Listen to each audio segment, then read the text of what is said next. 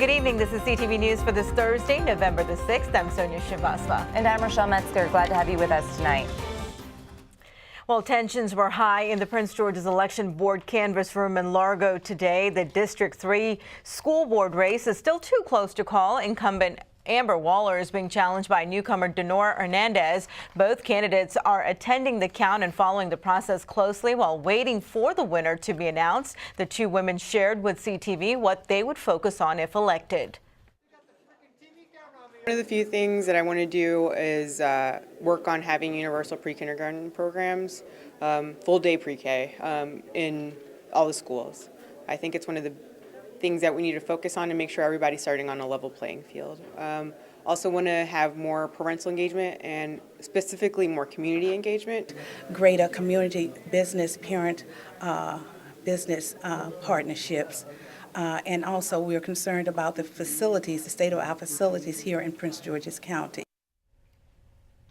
After today's absentee ballot count, Hernandez gained 136 votes and Waller 134. The final count, we should tell you, is next Friday.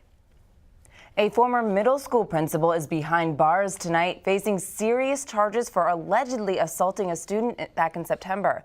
Believe it or not, some parents and students didn't even know about the developments and are shocked tonight. CTV's Stephen Graves has more on the story from Laurel. What were some of the reactions? They're surprised. Student Tiana Hawkins says she and her fellow classmates are shocked at the allegations of their former principal at Dwight D. Eisenhower Middle School. Some people didn't believe, but I mean, I believe it. Dwight Jefferson is currently behind bars. Prosecutors say he abused a student in the hallways of the school, punching him twice in the stomach and once in the face, all because the student allegedly didn't heed instruction. An alert from the teacher who saw the student's injuries sparked speculation. It's ridiculous. I was shocked. It upsets me because, the way it was handled. And there's reason for this concern. Now, even though the alleged assault happened back in September, many parents we spoke to today say they're just now finding out about the incident more than a month later. I heard rumors. The current principal sent a letter to parents on October 30th informing them about the allegations, which is more than a month after the September 23rd incident. That's crazy. That's really crazy. Wow. I'm a little angry about that. I'm going to let my wife know. A representative for the county school system says in part, as soon as Prince George's County Public Schools heard of the incident in September, Jefferson was placed on leave and had no contact with students. There's no word yet on why it took so long for school officials to notify parents. Jefferson has since been indicted on child abuse and assault charges, but that hasn't completely taken the worry out of some parents' minds for the safety of their own children. I'm glad that he's not here anymore. Yeah. But I will be looking at my daughter every day she comes home. Reporting for CTV News, I'm Stephen Graves. A bond hearing for Jefferson was supposed to be held today, but it has been delayed. He's currently being held on $75,000 bond. A two-vehicle collision in Aquasco leaves one person dead and one in critical condition. Prince George's police say around 6:40 this morning, a car traveling southbound on Aquasco Road collided with another vehicle going north, leaving one woman dead on the scene. The other person involved in the crash was rushed to a local hospital where he remains in critical condition.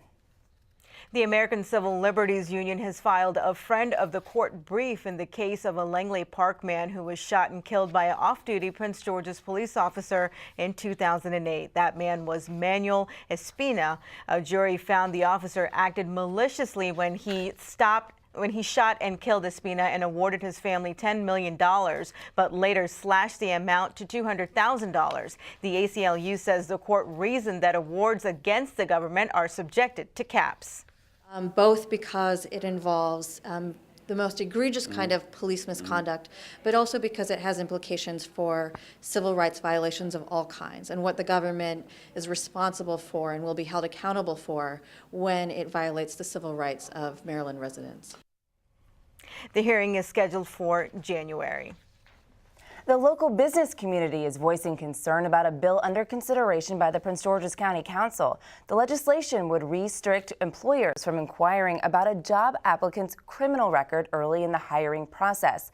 The goal is to make it easier for ex-offenders to find employment. David Harrington, president of the Prince George's Chamber of Commerce, says members support the objective, but he says the group is concerned that certain aspects could have unintended consequences and is offering amendments to try and strike a balance. Or do you have to put in writing to... You have to put in... Part of the legislation is what's called adverse action. So what that is we understand it, is that when an employer, after a second interview, let's say, decides not to hire a person, that then the employer has to notify that person of why you didn't hire them. We are totally opposed to that. We have grave concerns around that because it puts the employer in a very compromising position. It could open them up to any kinds of appeals or even lawsuits around why a business then took that action. The other piece is not normally a part of an interview process. So you're asking for the businesses then to take on just another step that normally a business doesn't take. Well, what do you think then business is going to do? They're going to be much more cautious around who they bring in for second interviews.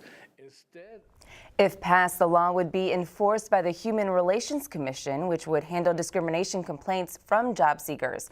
A public hearing and full council vote is scheduled for November 19th. And you're watching CTV News. I'm Rochelle Metzger. And I'm Sonia Shrivastava.